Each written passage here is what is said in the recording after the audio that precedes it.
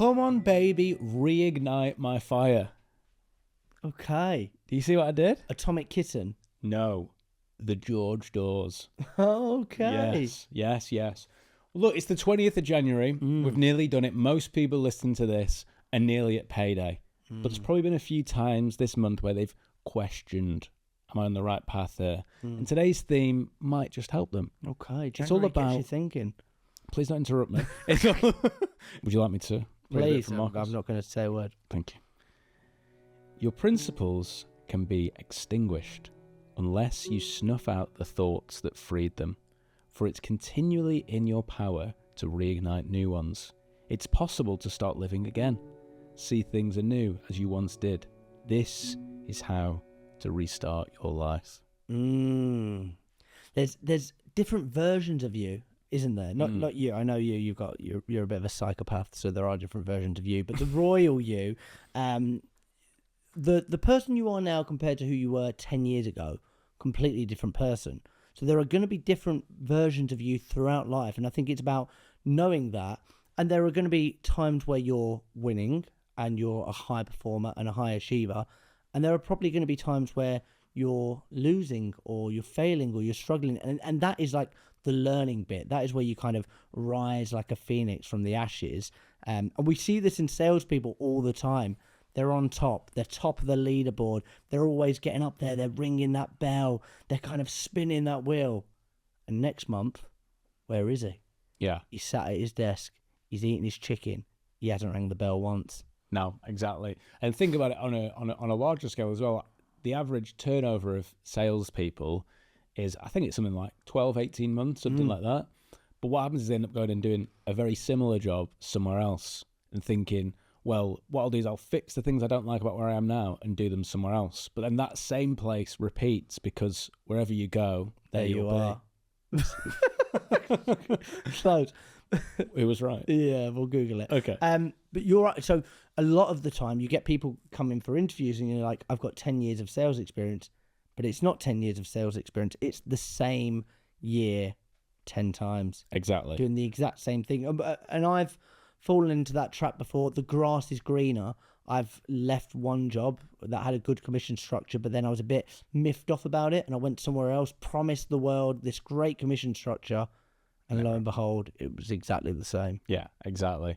And I think it's that similar adage of like, I'm going to work really hard to get the holiday or the car, and you achieve the thing in probably the set amount of time you thought you would.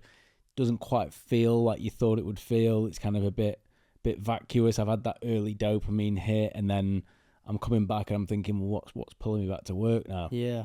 And actually then I'm not feeling particularly thrilled and enthused. And again, this is another link back to why do salespeople have those big peaks and troughs in performance. It's because of those motivations. They're quite materialistic. But often what the true consistent salespeople do is they focus on a different kind of game that they're playing. And that might be a game of, I'm a fractional salesperson who I'm there to help lots of businesses raise their sales game, and I'm going to take a little bit of the pie from each of them, right? That could be a different game that you play. But probably the most consistent game you can play with yourself is, how do I just get a little bit better each day? How do I take apart the skill set and say, I'm not very good at that bit, I'm gonna do that, or I'm not very good at selling to that personality type. I've been selling to marketing directors for so long.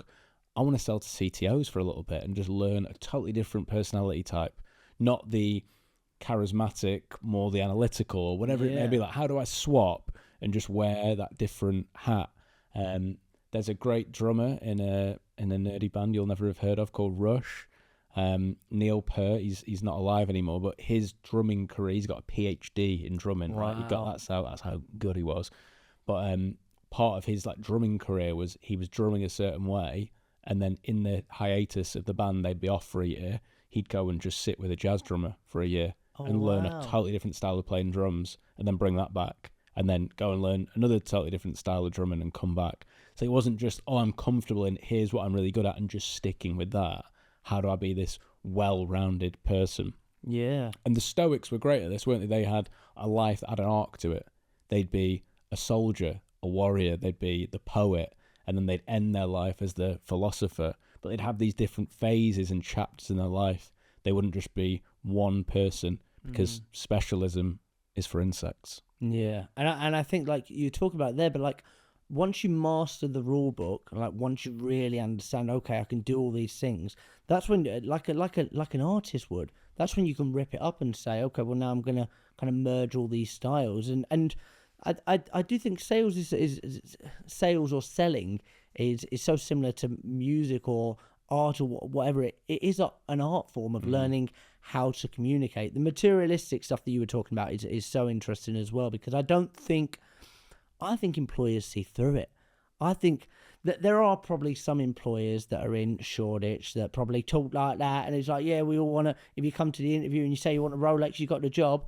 But I genuinely think that the majority, I remember going to an interview and we had to go around the room, and me and another friend were in it. It was a group interview, and it was like, why are you here? Why do you want to work in recruitment? I said, I've got a photo of a yacht on a wall, and I've got a BMW on the wall, and a Rolex. And it was not true. I just wanted a job that paid well for a good company, and I wanted to like feel like I'd done a good job at the end of the day.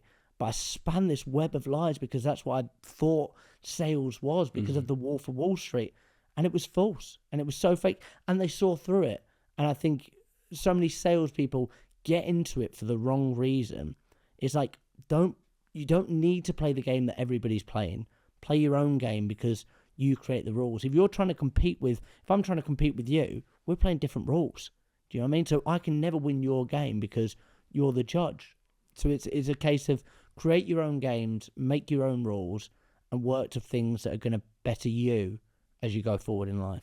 Yeah, and I think a little bit of practical advice here, but one thing that's helped me in my sales career, and I've seen other people do this as well really well, if you're part of a sales team, and let's say you're working on deals or someone's booking meetings in a separate area for you, and you feel like, I've lost my fire a little bit, sometimes what you can do is just help someone else out in the team, which might sound weird, but it's just, hey, can I do a few calls for you on what you're working on at the minute? Or can I jump in and look after those leads that have gone quiet for you, or chase your deals up? And you can just play a slightly different game that gets you out of your own head a little bit. But there's lots of really useful things to do. And the last thing I'll round off on is really be honest with yourself. If you think the idea is, I'm going to move to another business and something's going to be different, maybe that's going to be true.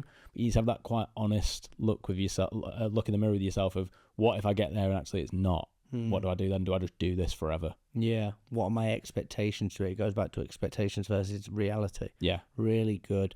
I've been Jack Frimpston. I've been Zach Thompson. Remember, you will die. Let me do an int of you.